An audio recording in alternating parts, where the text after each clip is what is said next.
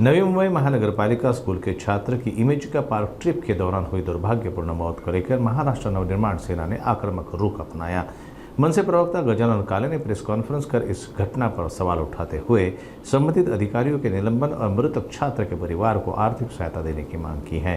मनसे ने प्रशासन पर नियमों के उल्लंघन का आरोप लगाते हुए कड़ी कार्रवाई की चेतावनी भी दी। एका नवी मुंबई महानगरपालिकेतल्या शाळेतल्या विद्यार्थ्याचा आयुष सिंगचा नवी मुंबई महानगरपालिकेच्या निष्काळजीपणामुळे 25 फेब्रुवारीला मृत्यू झाला। नुसतं चौकशी समितीचा फार्स महानगरपालिका आयुक्तांनी केलाय।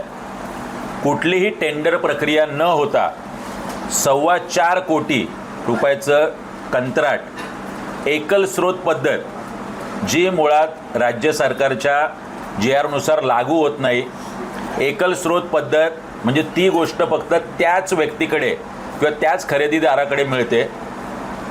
काय आयुक्तांना म्हणायचं इमॅजिका पार्क सारखे ॲडव्हेंचर थीम पार्क महाराष्ट्रात नाही आहेत। मग वेट अँड जॉय काय आहे, ॲसल वर्ल्ड काय आहे, इतर गोष्टी काय आहेत? अशा पद्धतीने 2017च्या सहलीच्या संदर्भात असलेला शासन निर्णयाला फाटा फोडलाय।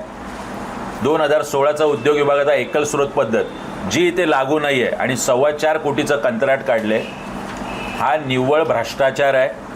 आयुक्तांनी याचं उत्तर दिलं पाहिजे आणि तात्काळ या मृत्यूला जबाबदार उपायुक्त शिक्षण अधिकारी यांचं निलंबन झालं पाहिजे। हा पूर्ण फार्स आहे। आयुक्तांची स्वतः सही आहे या संपूर्ण याच्यावरती। मला वाटतं शिक्षण उपसंचालक शिक्षण संचालक यांची एक समिती चौकशी समिती शिक्षण मंत्री दादा भुसे यांनी तात्काळ नेमली पाहिजे, जेणेकरून काय खरं आणि काय खोटं यातून बाहेर येईल। आमची आत्ताही हीच मागणी आहे, कुठल्याही पद्धतीने इमॅजिका पार्क हे शैक्षणिक सांस्कृतिक हा भाग नाही आहे। एकल स्रोत पद्धत चुकीची पद्धतीने वापरण्यात आलेली आहे। शिक्षण उपायुक्त शिक्षण अधिकारी यांचं तात्काळ निलंबन झालं पाहिजे।